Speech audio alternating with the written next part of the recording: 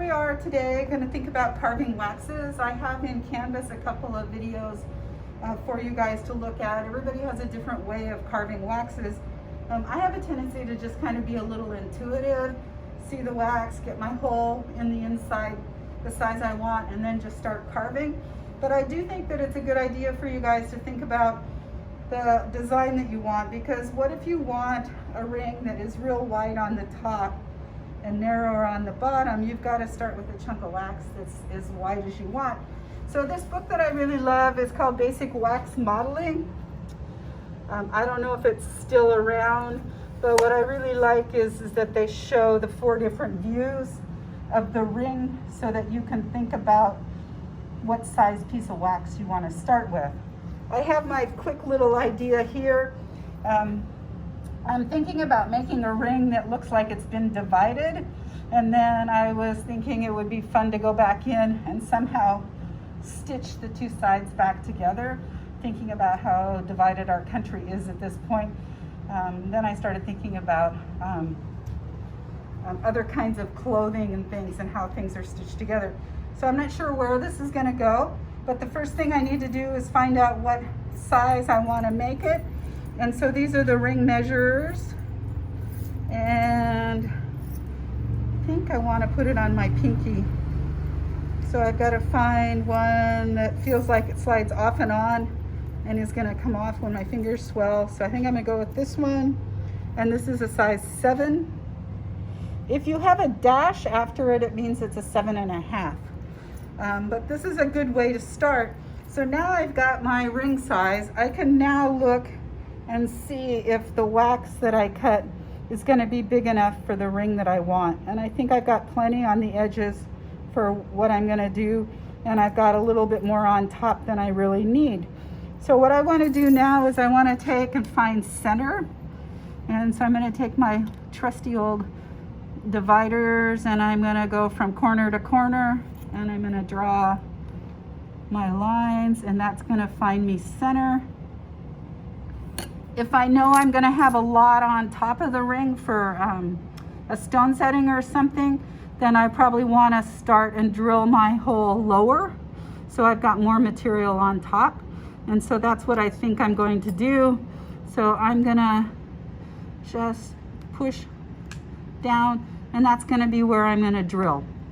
Okay, so I've got size 7, and how am I going to drill that out? What I like to use are spade bits, and this is a box of spade bits that we have, and they're for really drilling wood. They're not for metal.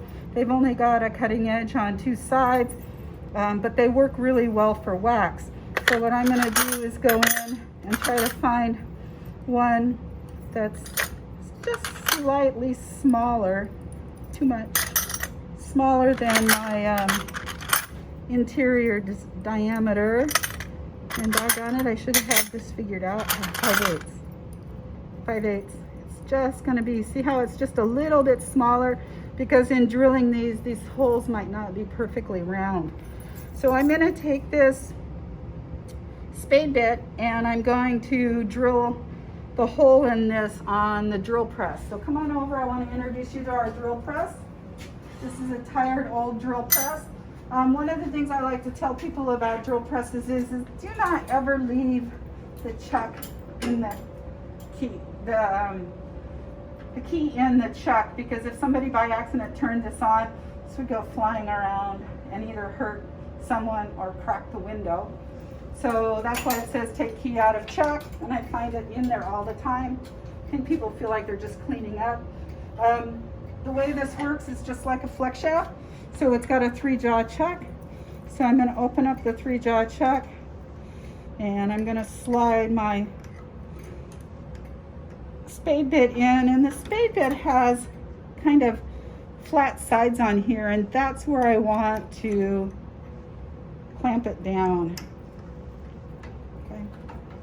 And then once I've got it tight, I like to use my key. Some people like to turn and tighten all of them. I find that if I get one of them tightened, it's going to be all okay. Okay, so now the next thing I can see is I don't really want to hold this while I'm drilling. I kind of love my hands more than that. So what I'm going to do at this point is I'm going to use this vise, and I'm going to open it up, and I'm going to show you where people have drilled holes in the vise. Please don't. What I'm going to do is stick my vise right in the middle, because I've got to go all the way through, and I do not want to hit the steel. It's going to damage the vise, and it's definitely going to ruin the spade bit. So I'm going to come in, going to close this up, going to just have it level. When I go through, I'm going to be going through the opening, and I'm not going to have to worry. You can see that the table needs to drop down.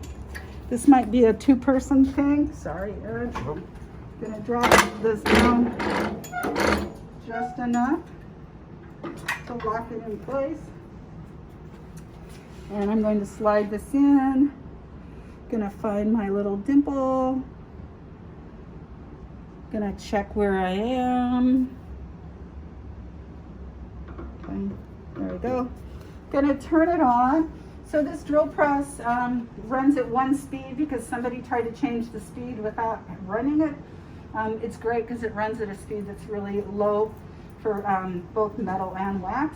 I'm going to turn this on to make sure that my drill bit is straight and it looks good. And now I'm going to grab my safety glasses. Can you? Dang it.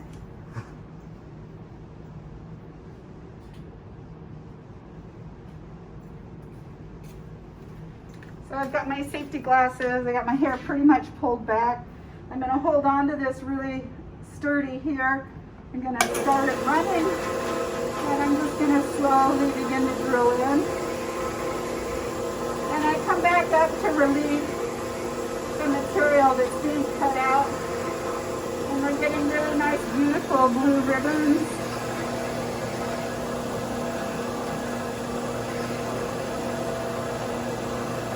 I'm going to be really careful when I break through so that I don't chip the wax. I'm taking my time. Do not ever try to grab any of this while it's spinning. If you feel like you need to take it off, shut the machine off.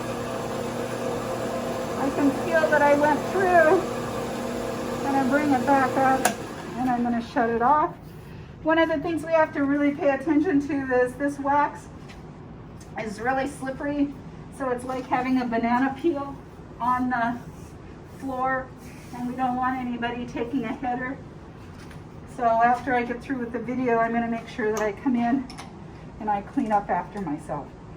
So now I've got that size. It doesn't fit my finger, so I've got to make it a little bit larger, and I'll show you the tool to do that with. And then I'm going to start thinking about carving away, probably taking off some of this top. When I cut that top off, this could be a nice thing to carve for a medallion or something. Okay. I didn't put that out either. Do you know where that is?